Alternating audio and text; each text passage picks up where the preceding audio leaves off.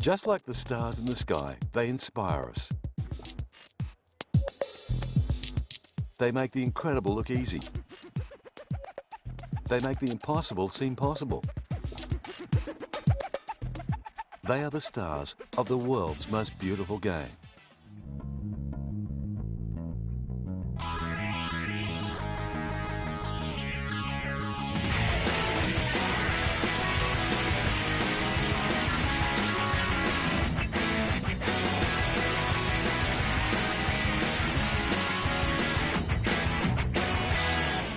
He could have been a tennis player, but luckily for us, Kaka chose football, and even at 8 years old, he showed a little of the brilliance that was to come.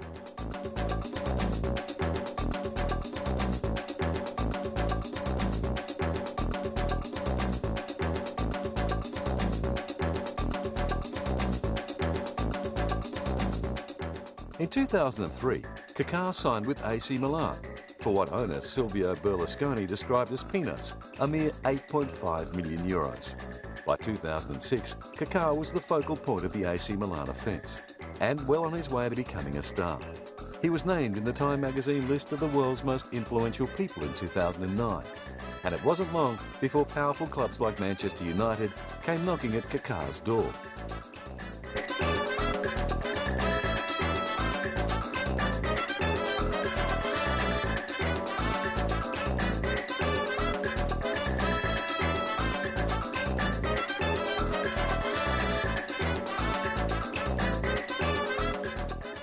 But after much negotiation between clubs, it was Real Madrid who won the signature of the great Kaká for 68.5 million euros. Kaká is of course a nickname born out of desperation because his brother could not pronounce the name Ricardo. Luckily, the name refers to a common term of endearment in Brazil.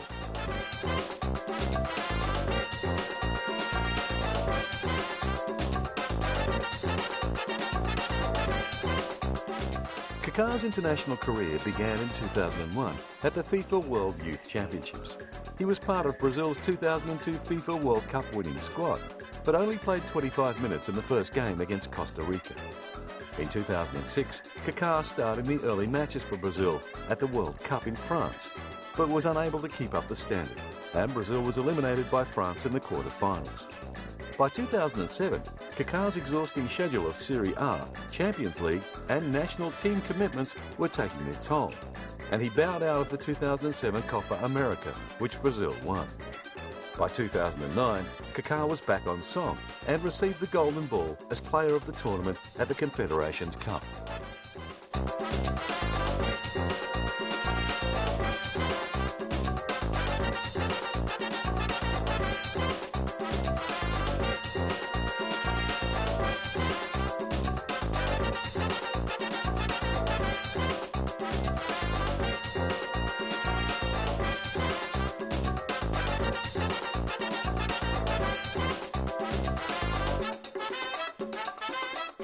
From the age of 12, Kaká has been engrossed in evangelical Christianity, which he says defines how he lives his life. He is a UN ambassador against hunger and, when appointed, was the youngest they'd ever had. Kaká does a lot of work for his major sponsors, including sporting brand Adidas.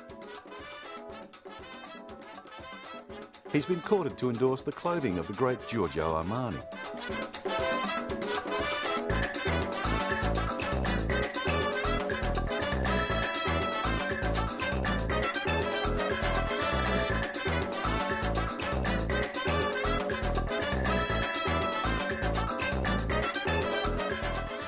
It's been a great ride for Kaká.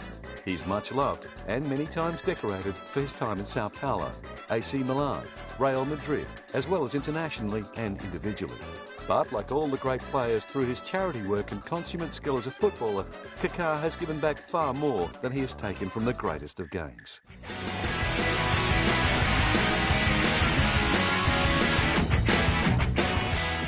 There are those that say that Argentina's Lionel Messi is the best of his generation. At 5 foot 7 inches tall, his playing style is sometimes compared to the great Diego Maradona.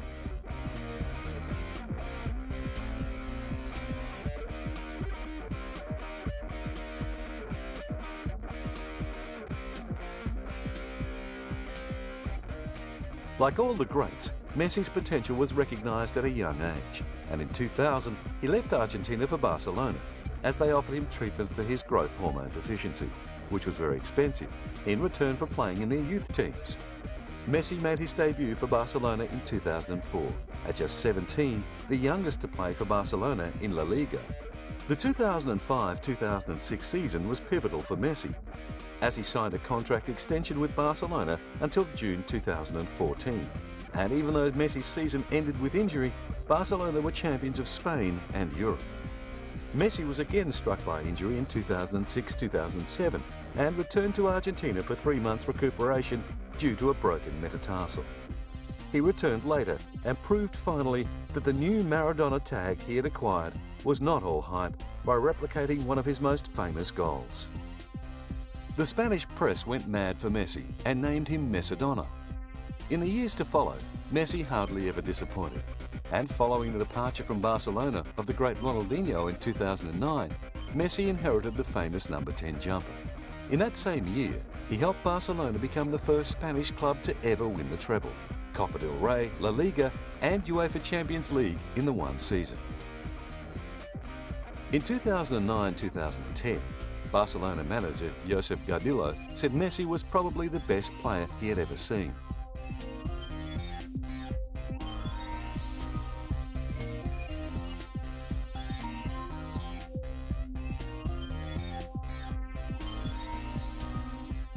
Internationally, of course, Messi played for Argentina. It was these games that set up his reputation as one of the game's great playmakers. Messi made his international debut aged just 18 after winning both the Golden Ball and the Golden Shoe in the FIFA Youth Championships. The 2008 Olympics was possibly Messi's proudest achievement on the international stage. He nearly didn't make it, as his coach at Barcelona initially barred him from playing, but good sense prevailed and he was allowed to weave his magic. First against the Ivory Coast, then the Netherlands, Brazil, and finally in the gold medal match, Messi did another great assist, one of many in his career, so Argentina's Di Maria could score for a 1-0 victory.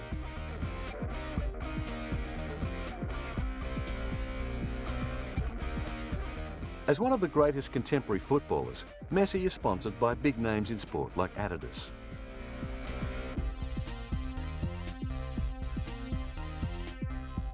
Pepsi have used the Messi name to help them launch into Europe and Asia. The Asian connection has also seen the name of Messi become synonymous with the Pro Evolution Soccer video game. Along with another great player, Fernando Torres, Messi is featured on the cover. Considering he was once described by a writer as a PlayStation because he takes advantage of any mistakes, this was surely a match made in heaven. In 2010, like many of his contemporaries, Lionel Messi was named a Goodwill Ambassador, this time for UNICEF. Messi works tirelessly to put back through UNICEF to a world that he feels from a very young age gave him so much. If the stars in the sky were footballers, Manchester United fans would probably be able to point to quite a few of their own. And one of those is Wayne Rooney. Temperamental at times, but always ahead of the game, he is untouchable in his role as one of England's leading strikers. Rooney is the shining star for Man U, as well as England, and the fans love him.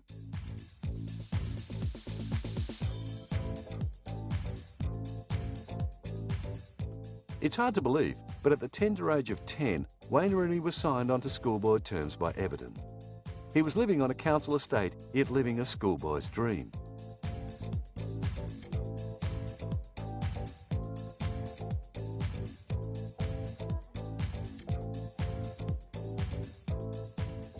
In 2004, though, Everton was struggling financially, and they sold Wayne Rooney to Manchester United for £25.6 million, which turned around their finances, and Wayne Rooney at just 18 was on the road to stardom.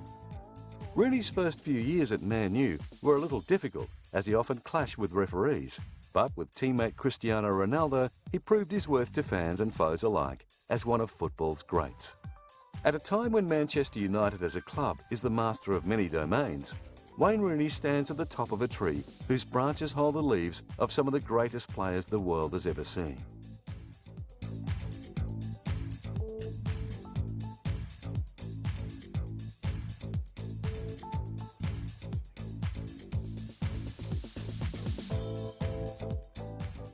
Rooney became England's youngest ever player, aged 17, in a friendly against Australia in 2003. At Euro 2004, he became the youngest scorer in competition history when he scored twice against Switzerland. With Rooney at the height of his powers, England had high hopes for their 2006 World Cup campaign. But a foot injury meant he never had much influence on the tournament, and England bowed out in the quarter-finals. Rooney was controversially red-carded in his match against Portugal for stamping on the foot of Ricardo Carvalho at the 62nd minute. It caused tension between him and Man U teammate Ronaldo, who Rooney thought may have influenced the referee's decision.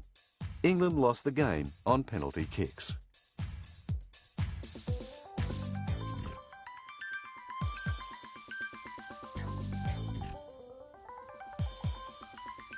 Wayne Rooney's personal life has often been controversial as well.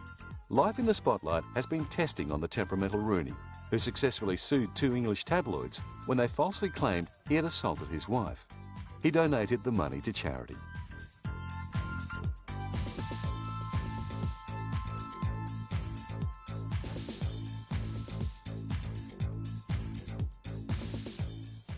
As with all elite players, the love that comes from his fans translates to huge sponsorship dollars, and Wayne Rooney has many lucrative endorsement deals with Adidas, Nokia, Coca-Cola and many others.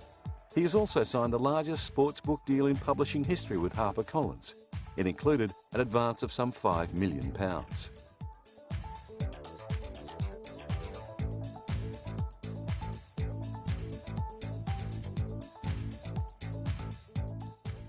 There are those who say we are yet to see the best of Wayne Rooney. To Man U fans, he's the local genius among many great luminaries from Europe. And for the greater English fan, Wayne Rooney helps them dare to dream the World Cup wait may be over.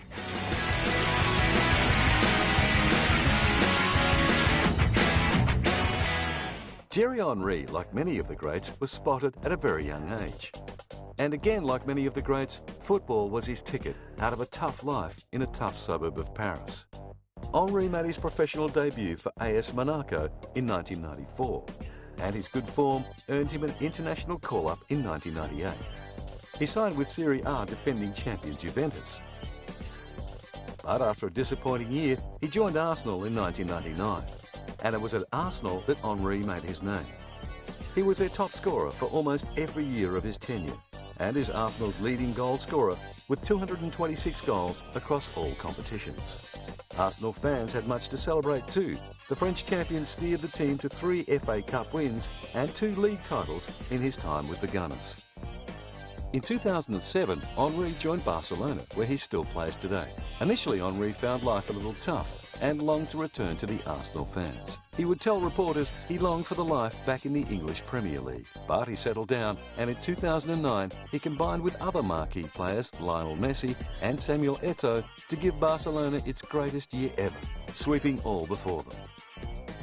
Thierry Henry's first World Cup was playing for France in 1998. Back then, no one really knew his game, but by the end of the tournament, not only was Henry his country's top goal scorer, he was part of a team that brought the World Cup back to France.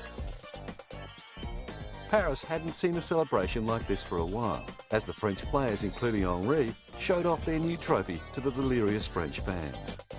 Henry was also a member of France's Euro 2000 championship squad, being voted man of the match in 3 games. He was sadly a part of France's disastrous World Cup defence in 2002, as fans were stunned by their exit in the group stage, after scoring no goals in all 3 games. A return to form for France in 2003 saw him win the Golden Ball as outstanding player of the tournament at the Confederations Cup, and the Golden Shoe for most goals scored. Over the ensuing years, while his country had mixed success, Henry's star continued to rise. Although this year so far has had its share of controversy with accusations of cheating and Henry contemplating retirement from international competition as a result, he would be hoping for better things at the World Cup in South Africa. In 2006, Thierry Henry was valued as the 9th most commercially marketable footballer in the world. Tommy Hilfiger dressed him in style. After initially being with Nike, Henry signed with Reebok for their hugely successful I Am What I Am campaign. And he starred for Gillette with two other sporting greats, Roger Federer and Tiger Woods.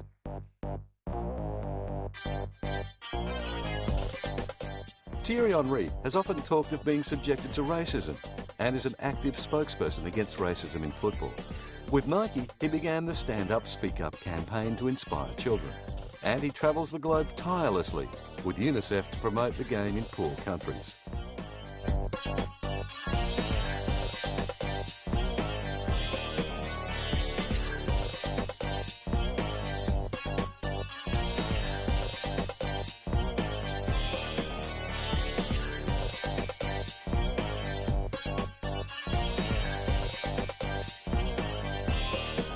Henry's inspiration off the field is another great of the game, the immortal Pelé, and it is with him that Henry supports many of his causes, the closest to his heart being the Cystic Fibrosis Foundation. Samuel Eto'o is another great footballer who, like Henry, has been the subject of racism on the field in his career. But this has not stopped Eto'o becoming arguably the greatest Cameroonian footballer of all time.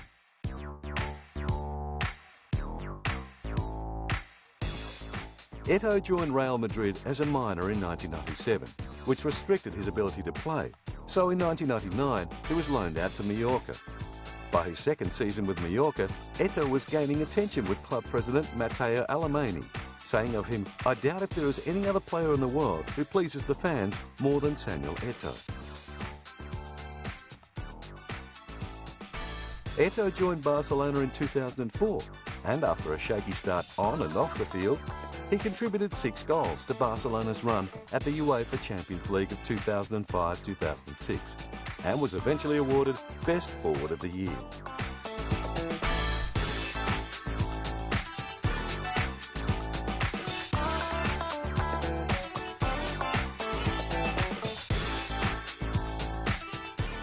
In 2009, Eto'o transferred to Inter Milan, where again, by standing up for his rights, his career has been controversial but successful.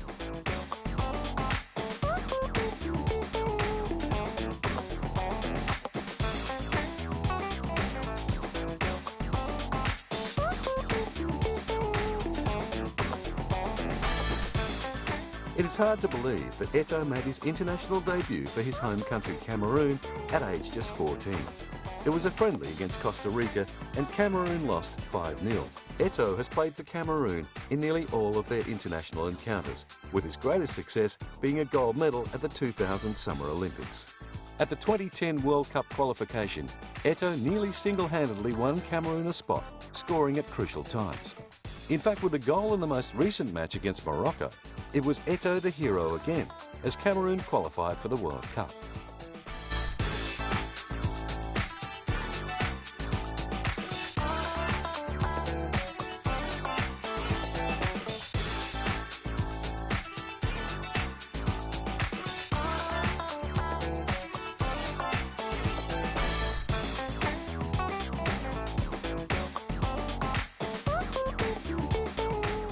Off and on the field, Eto'o has not had an easy time of it, often being the victim of racism.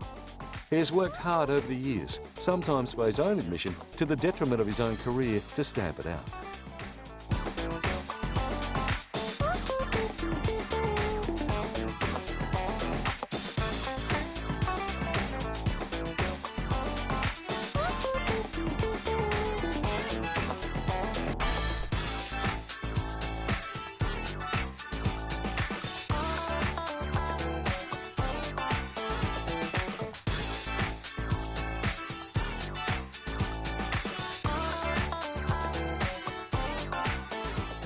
As a player and sometimes unwilling ambassador for the darker side of football and its fans, there is no doubt that Samuel Eto'o will go down as Cameroon's greatest player. There is probably much of his career so far he would love to change, but maybe the best Samuel Eto'o story is yet to be written.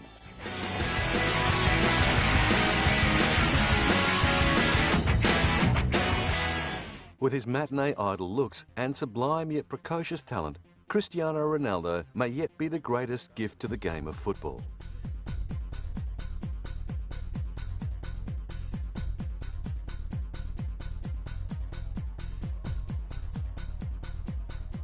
Ronaldo began his football life in Portugal, A health scare with a racing heart at 15 nearly ended it all, but after first being spotted by Liverpool, Ronaldo caught the eye of Man U Sir Alex Ferguson.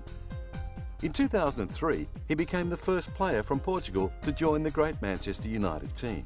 And despite the offer to wear the coveted number 7 shirt worn by such greats as George Best, Eric Cantona and David Beckham, he declined and chose number 28 instead. But Sir Alex said no and forced Ronaldo to live up to the expectation the number 7 shirt would bring. He was popular with players and fans alike, and after great on-field success, he was made captain of Man U in 2008. The season culminated with a Man U win on penalties in the Champions League, and Ronaldo receiving the UEFA Fans Award for Man of the Match in the final. In June 2008, there were rumblings of a Ronaldo move to Real Madrid, but it was not until 2009 that he signed. In an amazing handover ceremony in front of 80,000 delirious fans, Ronaldo accepted his Real Madrid shirt from the legendary Alfredo Di Stefano. His best times at Real Madrid, many fans believe, due to injury, are still to come.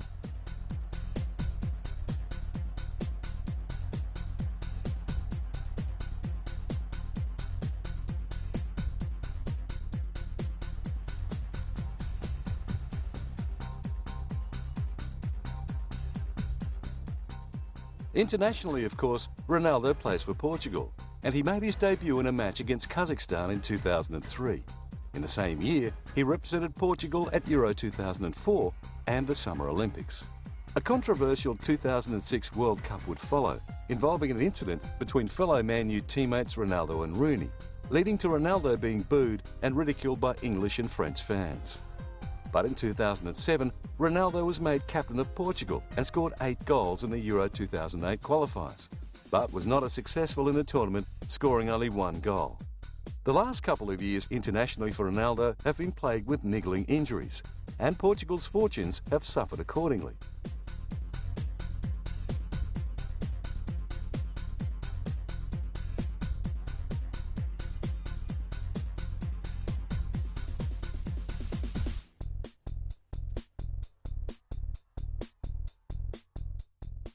With his good looks and great talent, Cristiano Ronaldo is a magnet for prime sponsors. Over the years, he has caught the eye of everyone from a Portuguese bank to Nike, Coca-Cola and Giorgio Armani, taking over from David Beckham as a spokesperson for underwear and jeans. Not to mention Castrol and Clear shampoo.